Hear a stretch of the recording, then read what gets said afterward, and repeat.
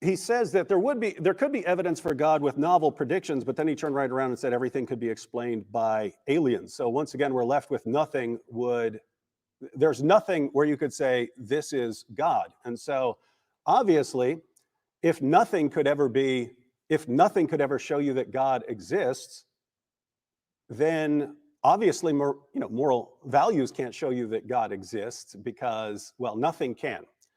And I'm just noticing this once again, this amazingly consistently shifting level of skepticism where you can appeal to an unknown natural law, you can appeal to an unknown this or that, but if it's something giving you actual commands about right and wrong, suddenly you don't get to do that.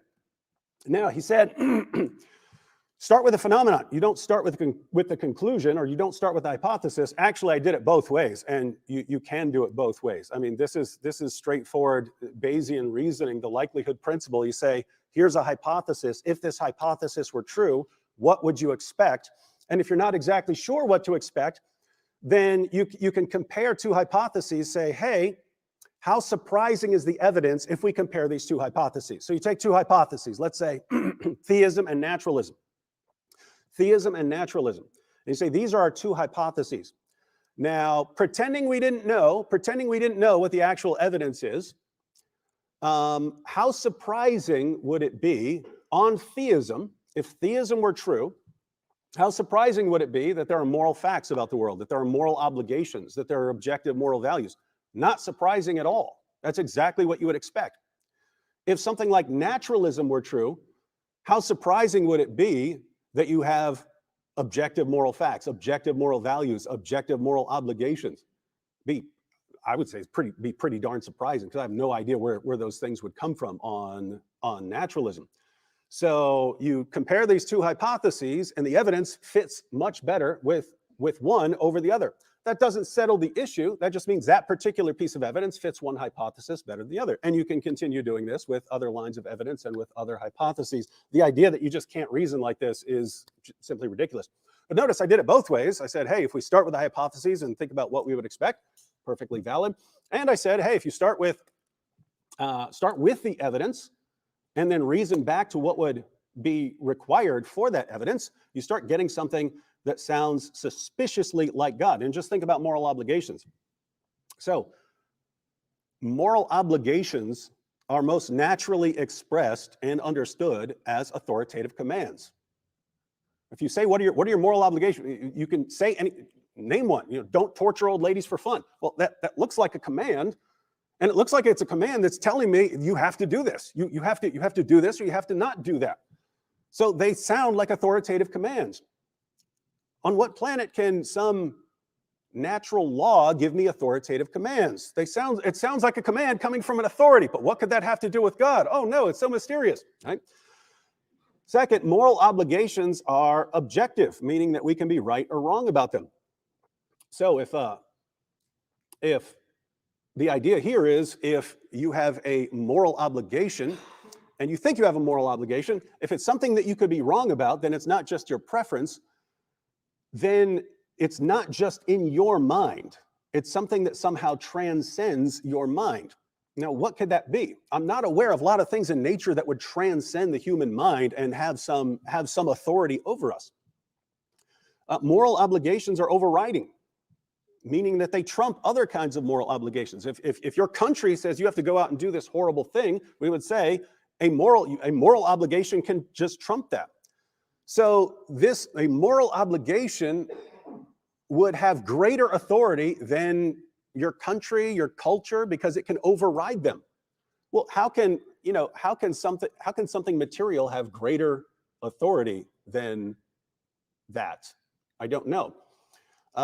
Moral obligations are universal. We apply them to everything with a functioning mind. We don't give anyone an exemption if they say, well, I really want to torture old ladies for fun. We don't say, oh, okay, that's fine for you. We don't. We apply them universally. So moral obligations have some interesting features, and a good theory of morality should clarify and explain why moral obligations have these interesting features. Theism does that. Theism explains why they are overriding, why they're objective, why they take the form of authoritative commands. It accounts for all of that. saying maybe matter can do it somehow, but 70% of philosophers think something can do it. They all disagree and attack each other because they can't agree on what could possibly do it, which kind of makes it sound like they don't actually have anything that could fit the bill. But that's good enough, because we're lowering our skepticism down to the floor so that anything counts as a good argument for these objective moral values.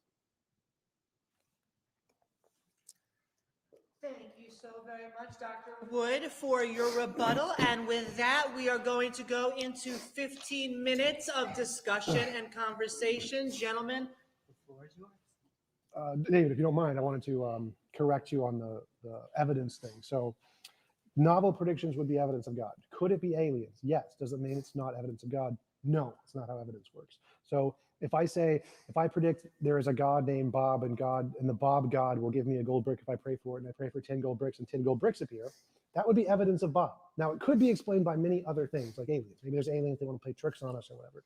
But because I made this hypothesis, and the predictions that I made based off this hypothesis were correct, this hypothesis is more supported than all of the others. This is called underdetermination in science.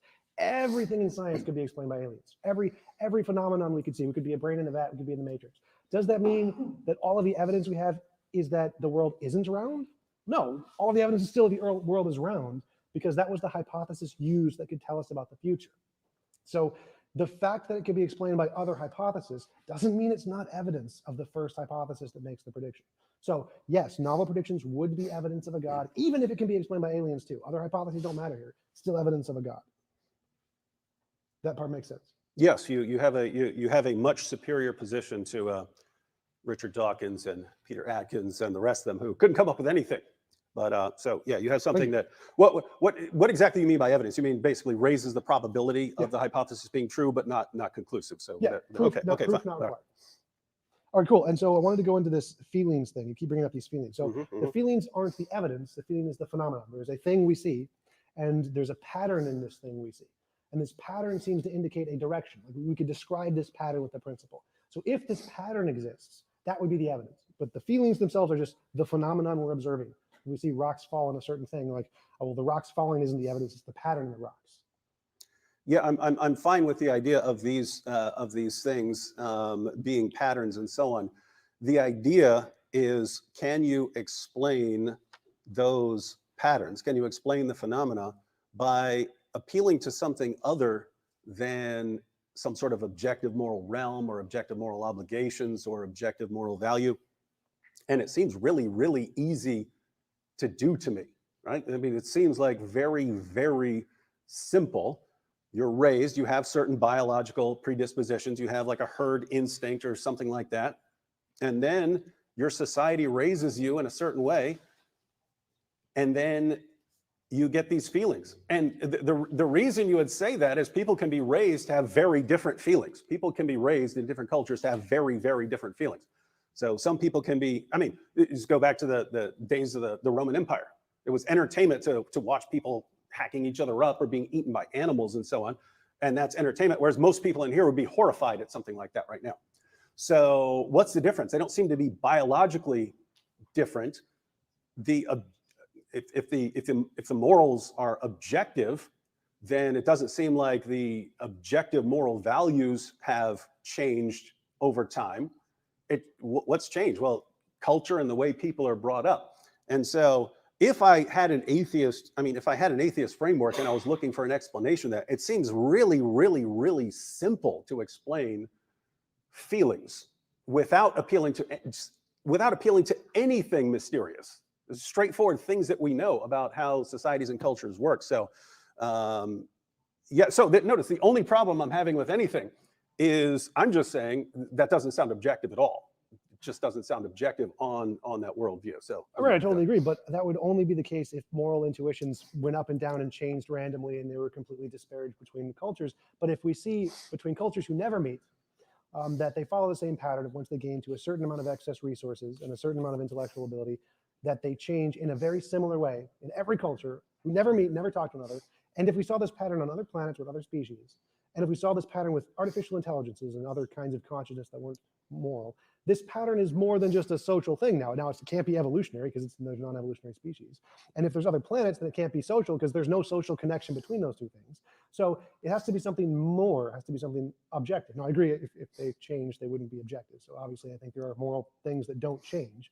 And I think that our ability to be in tune with these is what is increasing. And so we gain greater knowledge to get closer to this objective over time as we gain excess resources and greater intelligence. So would you agree that if we did see this same pattern cross species, cross planet, cross evolution and non-evolution, that would be good evidence that there's something objective there?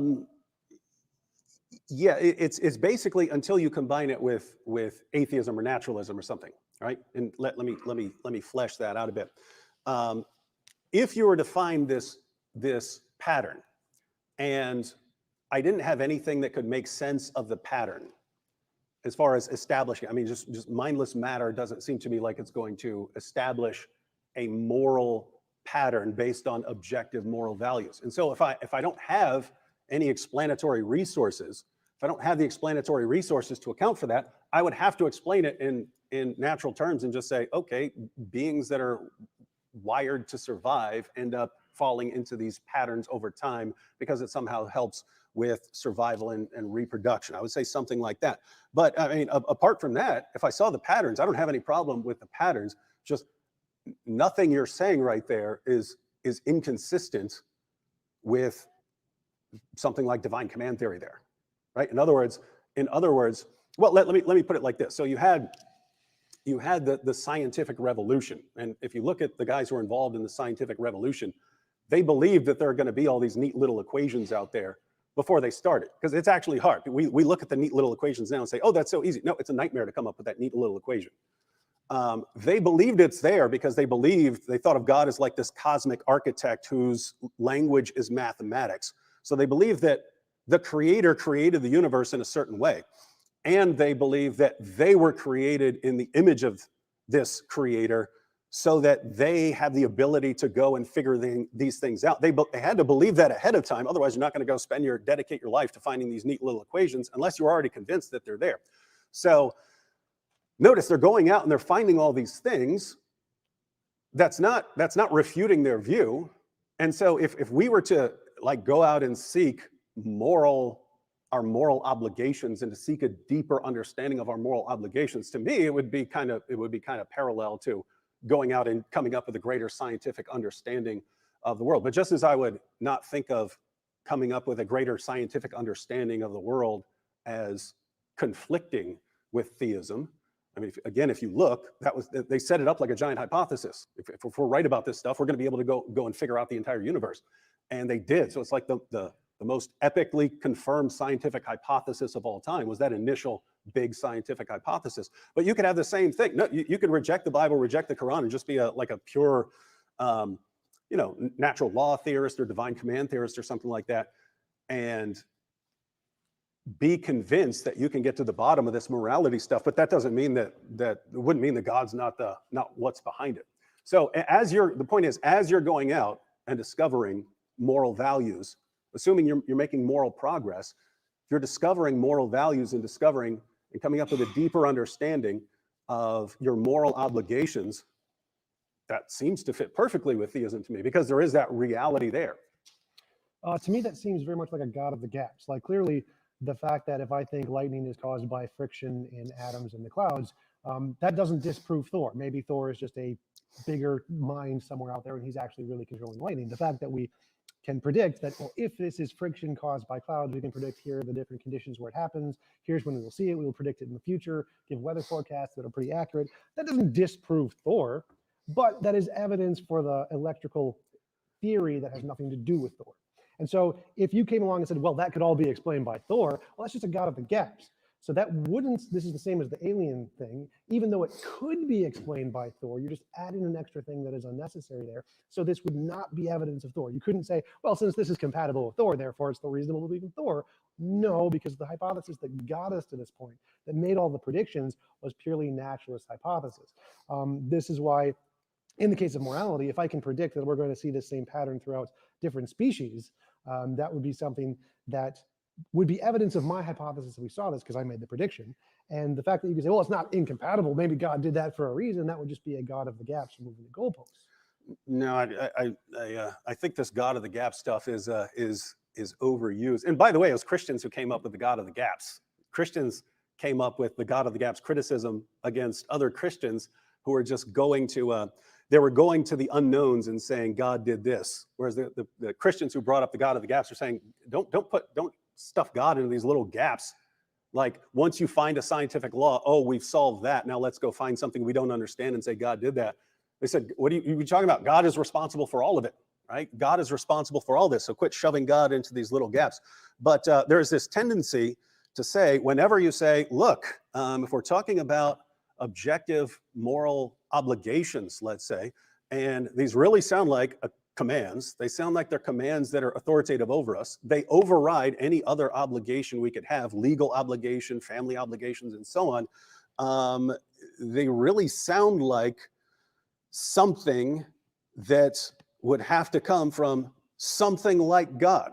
Now, just to correct you on something you said earlier, the people like Baguette and Walls and so on, they would just say this fits this hypothesis better than others. They would still use it as kind of a cumulative case, but the reasoning is not wrong. They're not just saying, oh, God. It's, hey, this is sounding suspiciously like something that has authority over human beings, something that can override any other obligations. This is not sounding like a molecule. This is not sounding like your culture. It would override culture. Well, I had a question about that too. Mm-hmm. So the commands thing, when I think of commands, like without begging the question and assuming there is a God who gives objective commands, all of the commands we know about are subjective. That guy commands you to mow the lawn. That guy commands you to go to jail. None of the commands, we know of no commands that apply objectively. All commands are subjective. They're human made up, societal made up. So don't torture old ladies for fun. You would not regard that as so all of the commands we know about for a fact. So we'd get back to the question. So assume morality is a thing. We do think morality is a thing. I agree it's objective. But if we want to say morality is objective, it's more than just a subjective thing that's interdependent of human society. But commands, all of the commands we know of are all human society things. But what we do know of that isn't like that, laws of physics. Laws of physics, you don't get a choice. This is something that objectively applies. This is universal, totally independent of human psychology. Commands, totally dependent on human psychology. So if we're thinking morality is one of these things that applies beyond just our subjective whims, it seems like it's better explained by law of physics, which is truly objective, as opposed to a command thing, which all the commands we know about are subjective. So it seems to be better explained by the law of physics thing because it does apply objectively. Physics doesn't need to command us in certain ways, right? You're not getting beyond physics. Whereas commands are, you could do this or you could do that, and you have a moral obligation to do this. As far as that being, it sounds like you think that would be subjective. Going back to what you said about involving a mind, something like that. You could think in terms of, as far as this being objective. So that, like, there's the Autobahn in Germany, and in many places on the Autobahn, you have no speed limit, right? You can drive all you want. Now you may feel like, well, I'm only safe if I keep it to 70 miles an hour or something like that. So you may still feel like that. That may be your preference, but you have no legal obligation to do something like that. If you're in other places in the United States where the speed limit is 70, you do have a legal obligation. That legal obligation is objective in the sense that if you don't think you're under that obligation, you still do, because there is an authority there. There's an authority there because of that relationship. In this case, a legal authority. They have legal authority to establish a legal obligation. So you can have cultural obligations, like things like etiquette and so on. Don't run around naked or something like that, even if there wasn't a law. You can have obligations to family, like taking care of your children and so on. The thing about a moral obligation is it takes the same form as like a legal obligation, but again, it's overriding. It would override the government. It would override your culture. It would override the entire planet. Everyone on the planet telling you one thing, you have to do one thing. If you had a moral obligation, it would override all of that. Well, that's where you see the contradiction, because legal authorities are all subjective. So if you're saying there's this thing that gives us an obligation, we're using subjective in different ways. When I talk about something being objective or subjective, for me, it means I could be wrong about it. So Not contingent on your opinion or intuition. So it's yeah, something not contingent on my, is it something I'm wrong about? Right. And so if the legal authorities make it a law that you are supposed to drive under 70 miles an hour, that's not subjective for me, right? It's not something I could be. Okay, let me ask this way. Is the law of physics greater or lesser than all legal laws combined? If we're going to make a law that you can't follow gravity, who's going to win, gravity or the law? I don't know what you mean by greater. Like if we just make a law against all the laws of physics, are we going to be able to bend or change the laws of physics in any way? No. So our laws mean nothing. The universe does not care at all. I agree with that from your perspective. Yeah. So when I think of something, now I agree, morality is objective. I think it's a bigger thing. It's something that it doesn't matter what laws we ever make, we're never going to be able to change it. It is something that can't be changed. What else has that property? Laws of physics. We cannot change them. It doesn't matter anything we do, we cannot change them. Now, legal laws, we can change them whenever we want. So it seems like morality is objective, can't be changed no matter what we do. You agree with that part, right? Morality can't be changed no matter what we do, what we say, unchanged. Certain features of it, yeah. So yeah. So, but legal authorities, we can change any legal authority we want. Like go make a law that don't drive 80 miles an hour. It's completely something we make up. Now, if we want to say, well, what's more similar here? This thing that we cannot change ever under any circumstances, and the laws of physics, which we can't change under ever any circumstances. You're saying, no, it's like a legal authority, but all the legal authorities, we can change those. Those are things that are not in any way like morality. So it seems very confusing to me that you're comparing the authority of morality, which can't be changed, just like none of the laws of physics can be changed, which seems like a really solid similarity here, to these human made up things made up by our minds, and saying that, abstracting that there must be some bigger mind thing here. I see very little similar. I mean, laws of physics are descriptive, just describes the way things work. Moral obligations are prescriptive. Here's what you need to do. And so there's just, it would be amazing if written like the laws of physics were these rules about our behavior that we have to follow. But I think this goes back to skepticism. If we're asking ourselves what makes sense of our moral feelings, and you think somewhere out there, like the laws of physics, are these moral obligations somehow out there that apply to living things once they reach a certain level of intellect. I just think this fits much more comfortably with theism, in the sense of, not in any sort of God of the gap sense, but I mean, if you look, what you're saying right now, if it were true, if there's this just realm of inviolable morality in the universe, well, you combine that with, like, mathematics, right? You're not transcending math. Mathematics is omnipotent in a sense, right? You're not violating 2 + 2 = 4. It doesn't matter if you're in the Andromeda galaxy, you can't do it. So you have that, and then you have like this realm of proper reasoning, logical laws, and so on. And this all seems abstract and conceptual, and doesn't seem to fit with a strictly material realm. If this is abstract and conceptual, concepts exist in a mind, and you're ruling out mind from the beginning, which is the only thing that could account for it. And with that, I'm going to conclude the open dialogue and discussion. I want to thank both of our interlocutors, Dr. David Wood and TJump, and I'm going to hand it back over to TJump for his up to 4-minute closing statement. Thank you again, everybody, for coming. Really appreciate it. Great time being here. As always, thank you, Dr. David Wood, for showing up and debating. Thank you, James, for hosting. So to conclude, I would like to point out that by his own comparison, that if we say that morality is some objective thing that we cannot change, what are the only other things we cannot change? Physics, commands, laws, obligations. We can change any of these. And just to clarify, in my view of morality, moral naturalism, you can check the Stanford Encyclopedia of Philosophy on that if you want. There are no oughts. Oughts are a thing that I agree with David, are products of our minds, our subjective intuitions based off evolution, not a real thing. It's not a thing in reality. Morality, I think, is. I think there is an objective fact of the matter that some things are good and bad, and then we add these ought feelings to it, that we should do these things and we should not do these things, but those aren't intrinsic in morality anywhere. So I think that morality is, I agree with him, objective, something we can't change. And what other things can't change? Laws of physics. And he says, well, there's nothing else that can explain that. That seems a lot like people saying, well, we can't really explain lightning, must be Zeus. That makes a lot of intuitive sense. Big mind does it, I have a mind, my mind can do stuff, it can do stuff, lightning, perfect sense. But when we actually look at it through science, every one of those gods of the gaps has been wrong.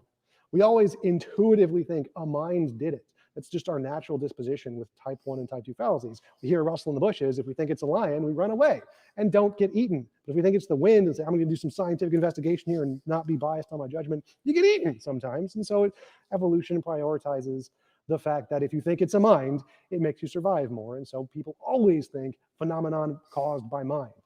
Volcanoes, hurricanes, earthquakes, planets, always mind, always wrong. So if we really want to know what is a law that we can't change, well, it's got to be like the laws of physics. That is a much better explanation than a mind like Zeus. That's just the typical anthropomorphic fallacy that has never worked in human history. And we should always follow the science.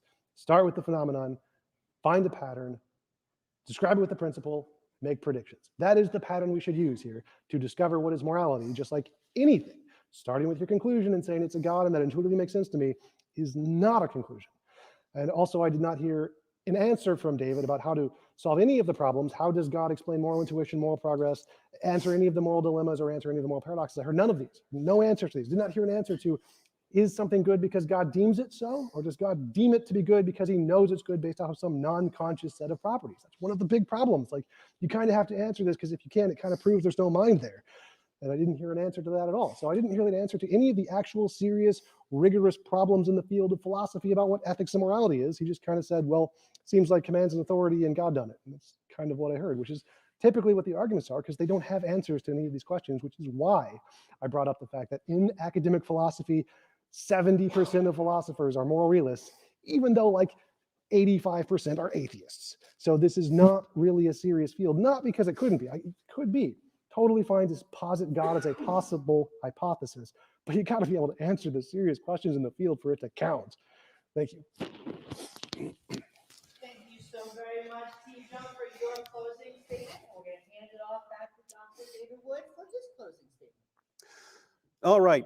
Tom says, I'm saying nothing else can explain this. No, we are comparing two hypotheses here.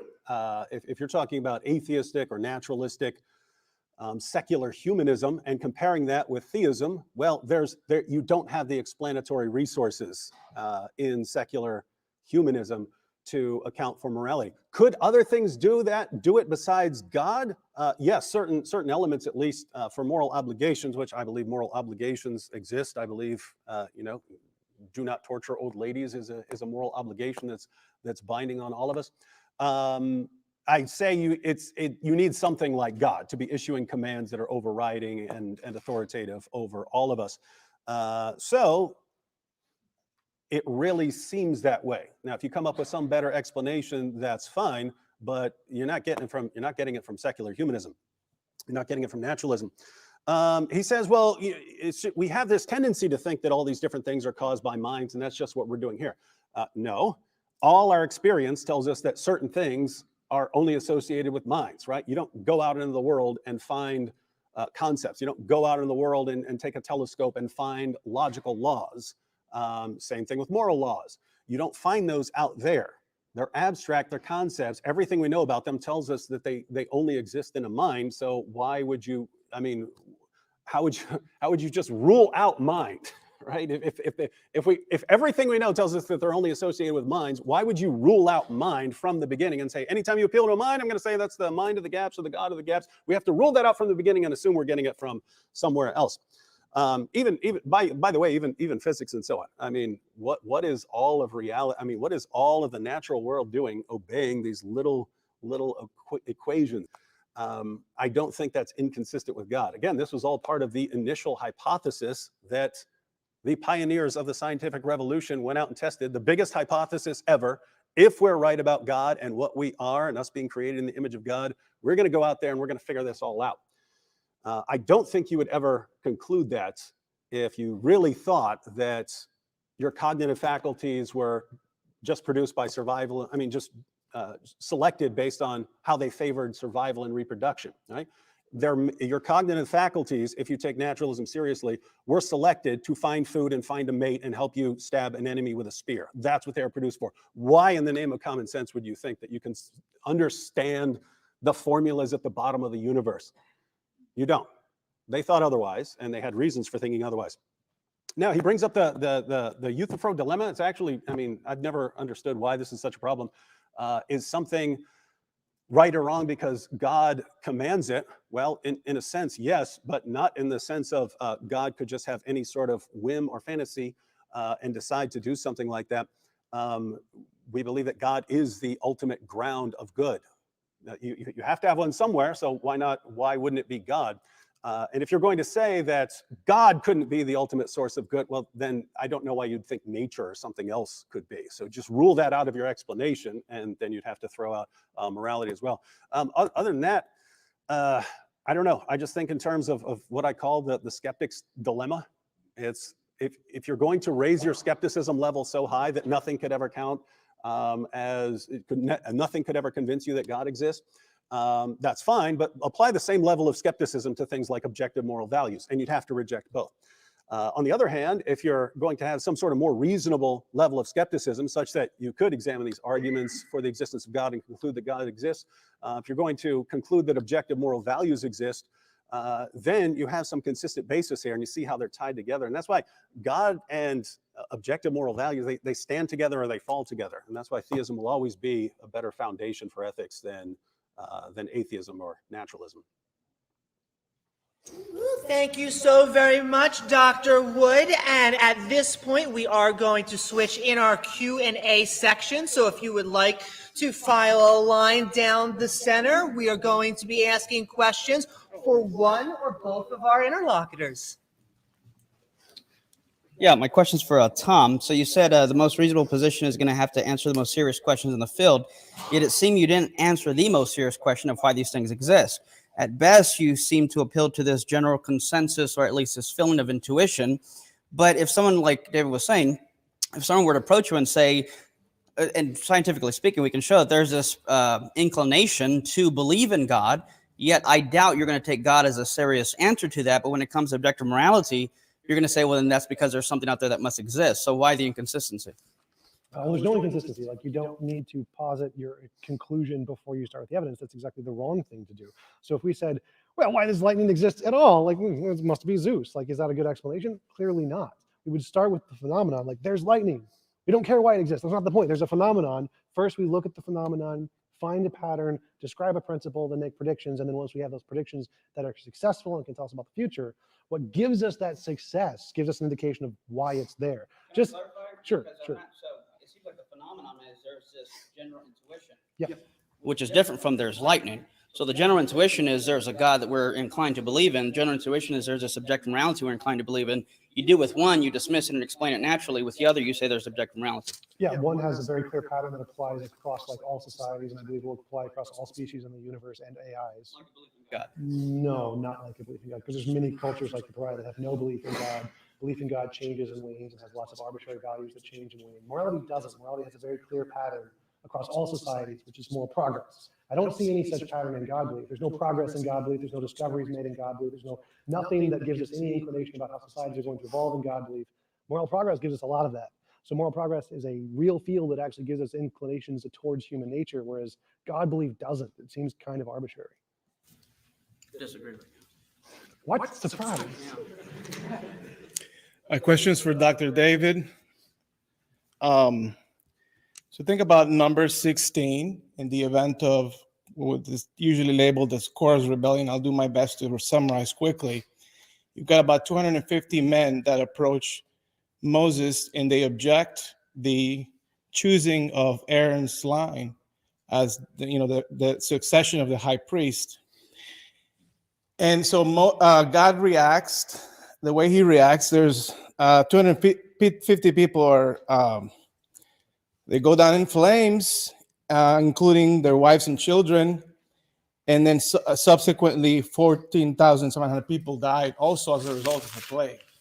My question is, how do you reconcile an objectively moral, righteous God, moral lawgiver, with the way in which he chose to react to the opposition of Aaron.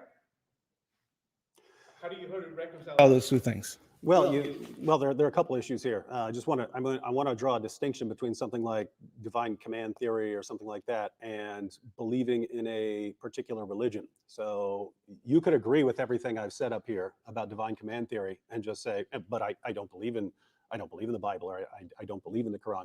So not exactly relevant for the topic at hand. But it is an issue for Christians. And the main issue for Christians is that we're given commands you have them in the Old Testament as well, more so in the New Testament, that are commands like love everyone, love your enemies, pray for those who persecute you. You're supposed to do good to everyone, pursue peace with all people, honor all people. So these are the commands that we're given. And the idea is because people are created in the image of God, they're all worthy of a certain level of honor and respect. So if we didn't have that, and we didn't have certain other ideas about that we believe that God has revealed, there wouldn't be much of a conflict, right? So for Christians, we believe that this is like part of the divine commands, like I have been commanded to love people and things like that. And then so we read, God cracks down and crushes people for disobedience. And that is an issue that Christians have to wrestle with, Old Testament punishments and so on. In some of those situations, as a Christian, I believe at the end of the day, God has the right to destroy us if he wants. Right? If God wants to say, you know what, these guys are really, really screwing up and they're doing horrible things, and I'm gonna wipe them out. That's not me wiping them out. That's not me deciding. But I believe that God has authority. And if you look at a lot of the situations, especially in the Old Testament, there's situations where you got a pillar of fire there giving orders. It's not a situation like we're in, where we don't know what's true, and I'm arguing this and you're arguing that.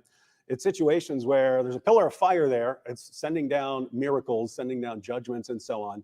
And people get in a situation where they say, you know what? I don't actually care what the pillar of fire, who's giving these orders and who just he's leading us into the promised land and so on, has been raining down food from heaven on us. I don't actually care what he says. I'm going on my own way. Well, I believe that God has the authority to do that. With that said, if you rejected all that for some reason, that doesn't get away from divine command theory, right? Yeah, so I have a question for Tom, and this is about the conversation at the beginning of the debate about the nature of evidence. The New Testament scholar Craig Keener found that areas of Christian evangelization of non-Christian areas have the highest concentration of dramatic miracles, like instantaneous healing of blindness, deafness, etc., in his book Miracles. And so my question is, how is this not evidence for the Christian God, who would thus ground morality, in your view? It would be evidence if they're actually shown to be true. I've read Craig Keener's 500-page tome that's just absolutely massive.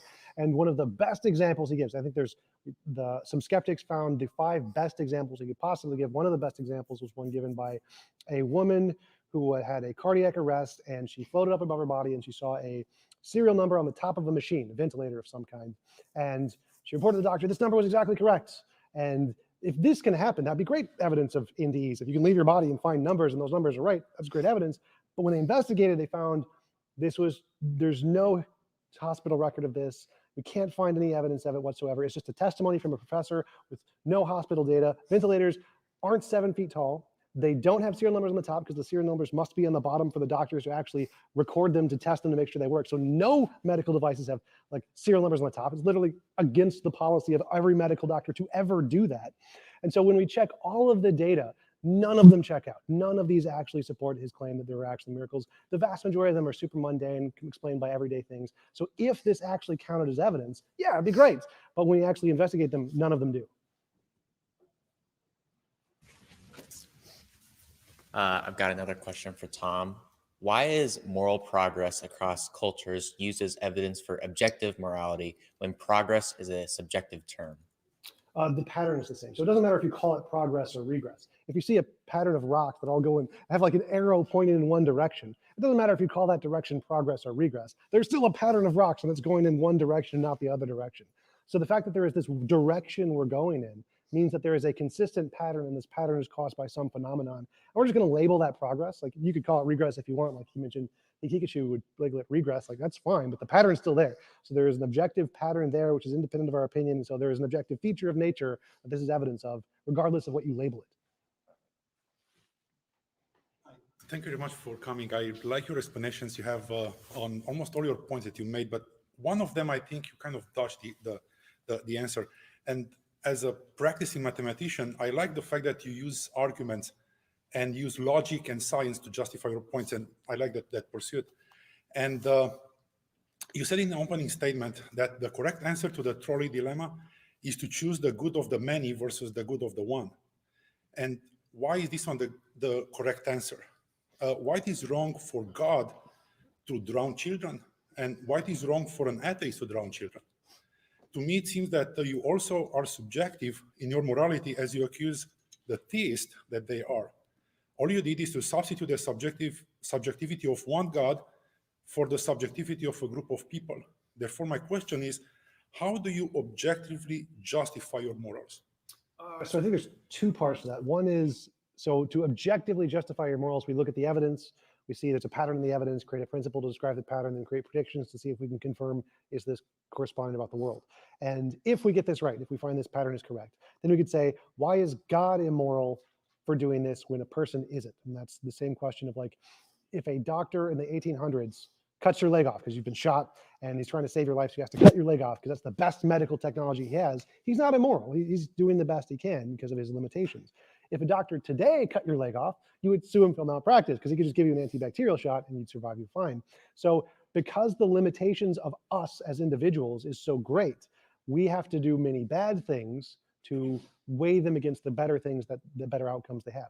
God, an all-powerful being, would be like the doctor today cutting your leg off. He's an all-powerful being. He could snap his fingers and solve all these problems. He could just stop the trolley. There's no flip for him. So he has no justification for causing the greater harm, whereas the doctor in the 1800s would, because he doesn't have the power to stop that without this cutting your leg off thing. So that would be why God would not have the same standard as humans.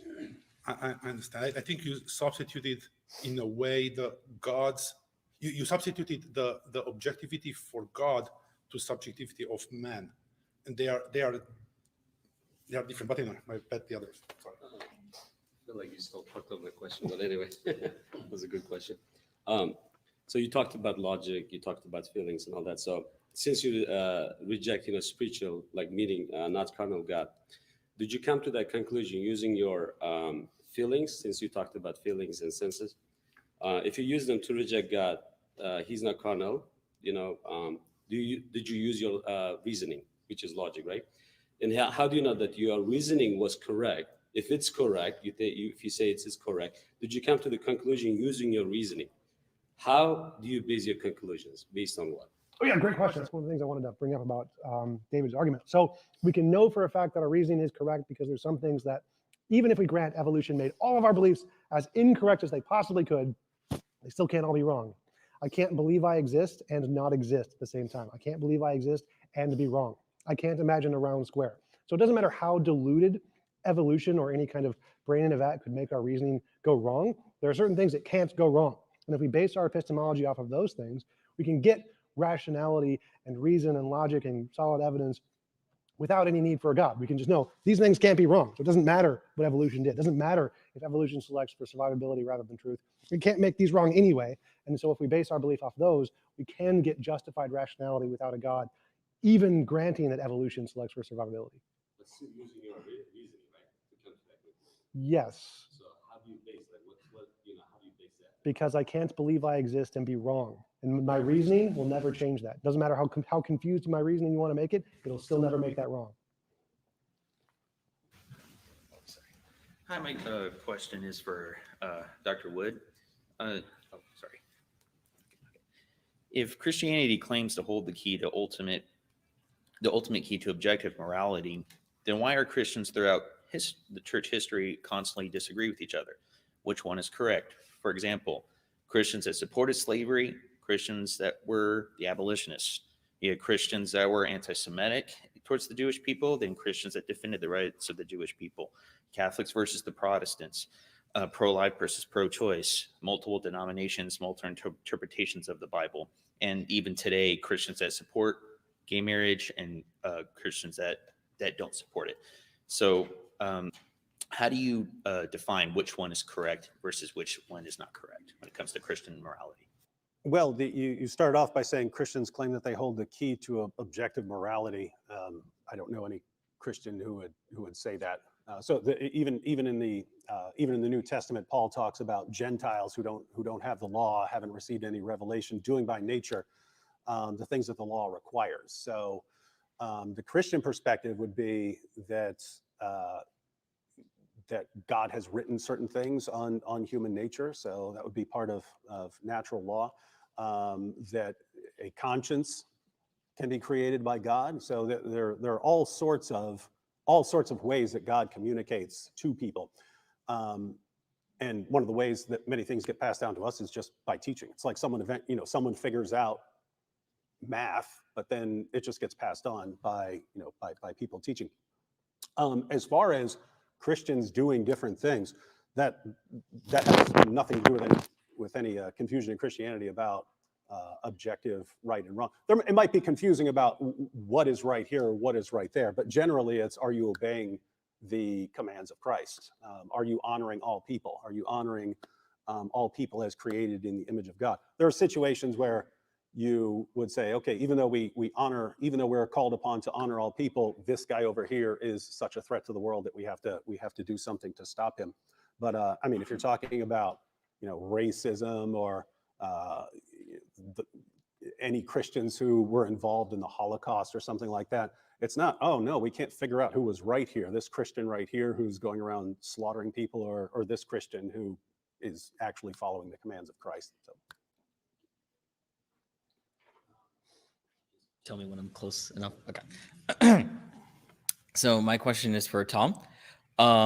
So in both the beginning and like throughout your whole throughout the whole debate, you're talking about how you kind of don't believe in oughts, and that moral facts and obligations are in fact not prescriptive.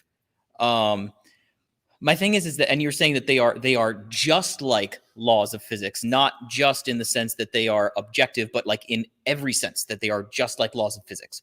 The thing is that what David, he wasn't able to develop this idea a whole lot in the thing in response to that idea. But the thing is that a law of physics would be, laws of physics are like, when we say that they're descriptive, I mean, like if I drop this cell phone, it will fall at roughly 9.8 meters per second until it's stopped by something, namely the surface of the planet.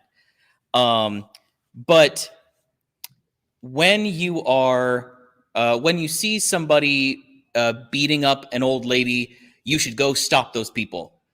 That's not, see, with the phone, if I drop the phone, it's going to fall at that speed. It's not like the phone could choose not to.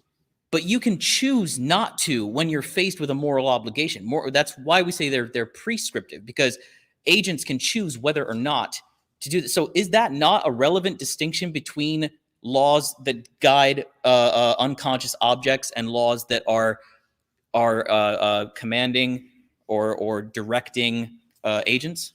No, it's not the exact same as gravity. Like if I see gravity and I'm going to ski, I say I should go down the hill really, really fast. There's no ought in gravity. It's purely my subjective imagination applying this ought to how I should best move down using this force. So there could be a force that's descriptive, saying this is how psychology interacts with this field in order to cause this group of people to feel this on punching old ladies or whatever. And so the law could be purely descriptive, but the way it interacts in our brains and affects us from an evolutionary standpoint gives us these desires and oughts that are applied to them. So the law could be purely descriptive and just out there, and then it affects us in such a way that it gives us these oughts as psychological features. You wouldn't need the oughts themselves to be intrinsic to the morality in any way. That'll be our last question. So, Tom, if cross-species morality intuitively felt that it were good to torture babies, and they came to a consensus upon this, what would make it objectively wrong to torture babies? If it wouldn't follow the pattern of objective morality. So for that to be objectively correct, there'd have to be some actual law of physics that corresponds to this, and it'd have to be a following the pattern of all the other things we also feel that correspond to this law. So just having one strange outlier that's completely the opposite of what we're seeing would be very suspect and probably not correspond to the thing that's causing all of this other pattern going in the completely opposite direction. Excellent. Thank you very much. And with that, we'll conclude this debate.